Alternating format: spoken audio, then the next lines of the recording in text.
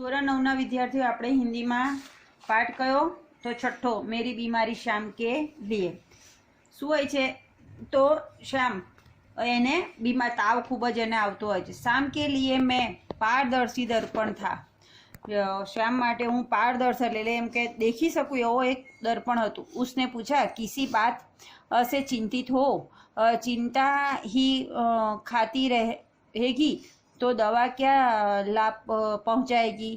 એટલે કેમ કે તું ચિંતા કરીશ ને જો ચિંતા જ કર કરીશ તો તું દવા કરીશ તો દવાની કોઈ અસર થશે નહીં। मैंने कहा टैक्स सोसाइटी में मुझ पर 400 अन्य मित्रों के એટલે એમ કે ટેક્સ સોસાયટી હતી એમાં એમ કે મારે કર્જ છે એમ કે દેવું છે 400 રૂપિયાનું ગરીબ करीब 100 अन्य मित्रों के એટલે કે બીજા 100 મિત્રોનું પણ એમ કે મારી જોડે દેવું છે। उसने जो उत्तर दिया उससे मैं चौंक पड़ा और सहसा उठकर उसे घूर कर देखने लगा। એટલે એણે જવાબ આપ્યો એ સાંભળી અને હું એકદમ આશ્ચર્યચકિત થઈ ગયો અને એકદમ ઊભો થઈ ગયો। जैसे शाम को एक बार फिर से पहचानने की ज़रूरत हो એટલે કે એમ કે મારે એમ કે ફરી એક વખત શ્યામને એમ કે ઓળખવાની જરૂર છે। उसने कहा कर्ज तो मैं तुम्हारे मरने के बाद भी उतार दूंगी। तो શું કહે છે કર્જ એમ કે તું મરી ગયા પછી એમ કે તારું જે દેવું છે બધું હું પૂરું કરી દઈશ। तुम इसकी चिंता छोड़ो એટલે કે તું એની ચિંતા કરીશ નહીં।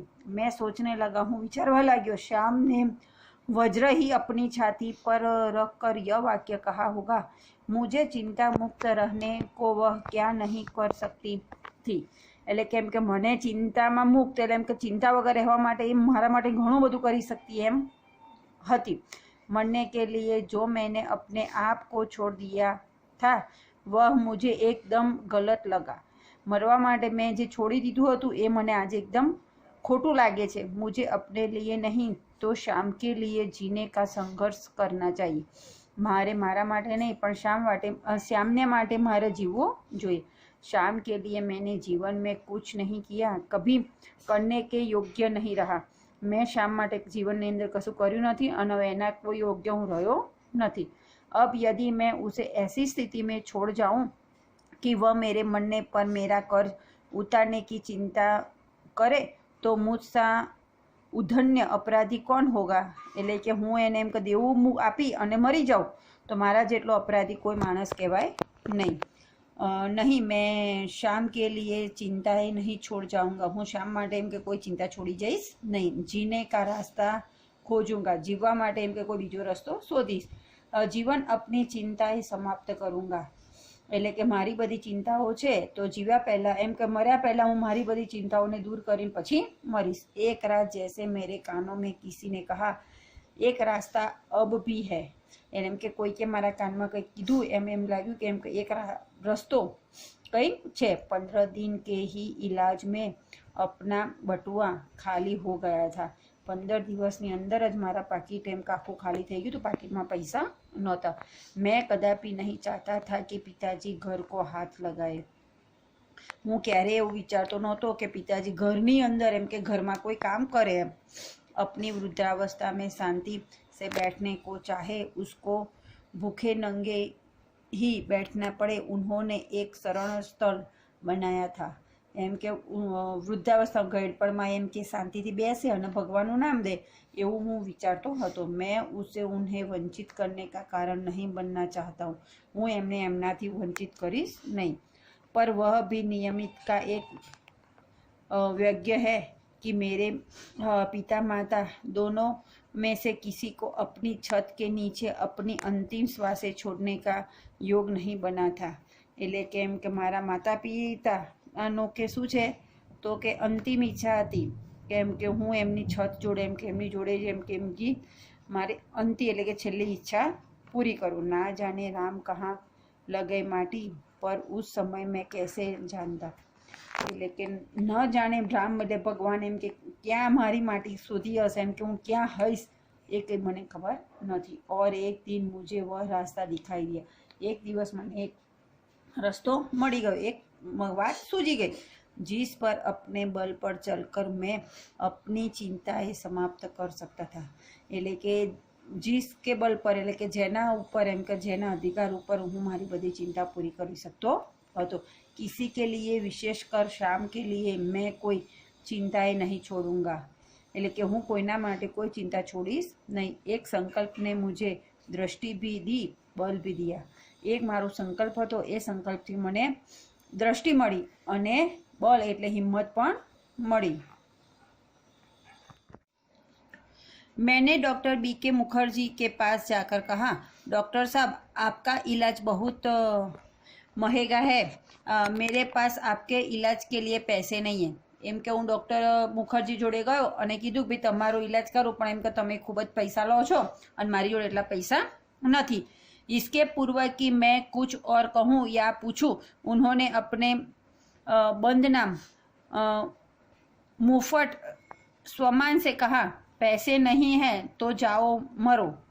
એટલે એમ કે હું કંઈ કહું એ પહેલાં શું કીધું કે પૈસા નથી તો કે જા મર। मुझे जीवन में चुनौती से ही बल मिलता है। मैं यदि मुझे 100 बरस जीने का आशीर्वाद भी देते तो शायद जीने के लिए संघर्ष करने का मुझ में इतना बल न आता जितना मैंने उनके जाओ मरो शब्दों से संचय किया। એટલે કે મારે જીવનની અંદર ચુનૌતી આવે છે અને કે જેટલું એમ કે મને મુશ્કેલીમાં જેટલી એમ કે તકલીફ નથી થતી એટલું ખાલી એમણે મને એવું કીધું કે જાઓ મરો, એનાથી મને ખૂબ જ તકલીફ થઈ। लड़कपन में मेरे पड़ोसी बाबू मुक्ता प्रसाद ने लुई कुने के पानी से इलाज से मुझे परिचित कराया था। मेरी ऐसी बीमारी के लिए ठंडे पानी के टब में बैठकर सीड्स बाथ लेने का विधान था।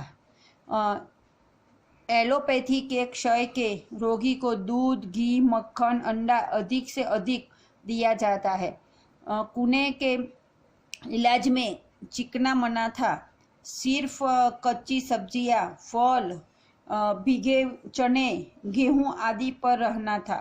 એટલે શું કહે છે કેમ કે ગરમ પાણીની અંદર ઠંડા પાણીની અંદર ટબમાં એટલે સીડ્સ બાથ એટલે કે એમ કે એનો કંઈક લેવાનું હોય એ અને ક્ષયના રોગનામાં દૂધ, ઘી, માખણ, અંડા આ બધું એમ કે અધિક દી એમ કે એ લોકોને એ બધું આપવામાં આવતું હતું। અને બીજા ઈલાજમાં શું હતું કે એમને કચ્ચી સબ્જીયા એટલે કાચા શાકભાજી, ફળ, પછી ખાલી પલાળેલા ચણા, ઘઉં એ બધું આપવામાં આવે છે। ન દવા પર કુછ ખર્ચ, ન ખોરાક પર કુછ ખર્ચ એટલે કે ના દવાનો કોઈ ખર્ચ ના ખોરાકનો કોઈ ખર્ચ। यदि इलाज तो मेरी स्थिति के अनुकूल था और कामकाज साधारण किए जाना था। એટલે કે ઈલાજ મારી અનુકૂળ સ્થિતિ એટલે કે મારા પૈસા પ્રમાણે ઈલાજ હતો અને કામકાજ એમ કે સાધારણ નોર્મલ કામકાજ હું કરતો હતો। Doctor B.K. मुखर्जी का नुस्खा फाड़ डाल और कुने के अनुसार सीड्स बाथ आरंभ किया।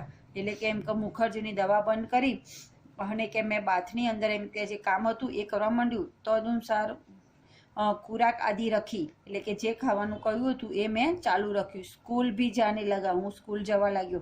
केवल रात वाली ट्यूशन छोड़ दी એટલે એમ કે રાત્રે જે ટ્યુશન કરતો હતો એ છોડ। उसका मुआवजा एक तरह से किताबों की बिक्री से मिल जाता। श्याम ने मेरा विरोध न किया। जीवन भर में जिस रास्ते भर भी चला उसने स्वस्ति पंथा कहा और मेरे पीछे चली। એટલે કે જીવનભર એમ કે હું જે રસ્તા ઉપર ચલતો હતો એ જ રસ્તા ઉપર હું ચાલવાડ્યો। मेरी स्नान चिकित्सा के संबंध में भी वह प्रतिदिन अपनी सेवा सहयोग देती रही। सबसे अधिक अपने अच्छा बल से उसने मुझे अपने रास्ते पर न ठहरने दिया, न पीछे फिरने दिया। એટલે કે હું જે રસ્તા ઉપર ચાલતો હતો મારું જે કામ હતું એ કામ હું કરવા લાગ્યો અને પાછળથી એમ કે મને જે કામમાં ખૂબ જ મજા આવી।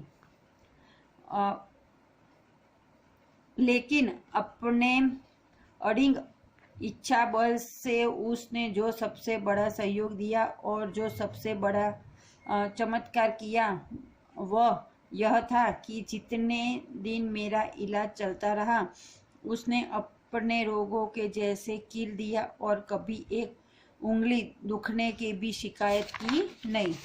એટલે કે આ ઈલાજ કરવાથી એમ કે મારા શરીરને ઘણું સારું થયું અને એમ કે પછી એમ કે કોઈ તકલીફ પડી નહીં। शायद उसने प्रति इस निश्चित था ने मुझे अपने रोग से जड़ने का जितना बल दिया उतना किसी चीज ने नहीं दिया।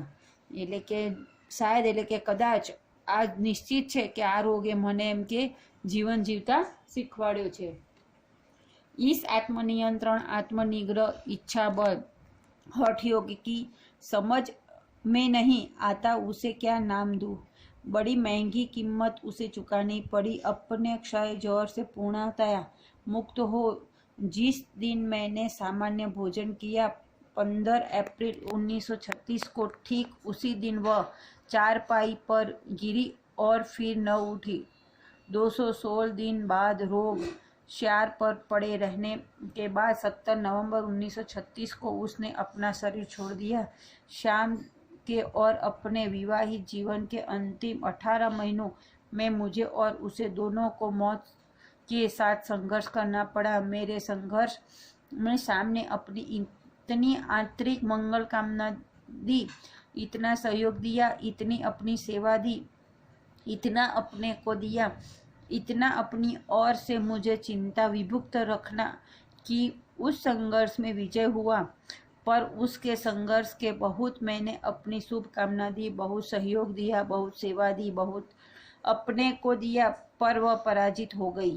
એટલે કે એમણે મને ઘણી બધી હિંમત આપી, ઘણી બધી તાકાત આપી, એમણે ઘણી હિંમત રાખી, ઘણી તાકાત રાખી, ઘણી મદદ કરી, પણ એમ કે હું એમાં સફળ થયો નહીં। संभवतः एक मोचे की कमजोरी से वह मेरे विषय में मृत्यु की अंतिम सांसों तक चिंता विभुक्त नहीं हो सकी। એટલે કે અંતની અંદર એમ કે મરી ગયો ત્યાં સુધી એમ કે એની એક ચિંતા વિભુક્ત એ થઈ ગયો નથી।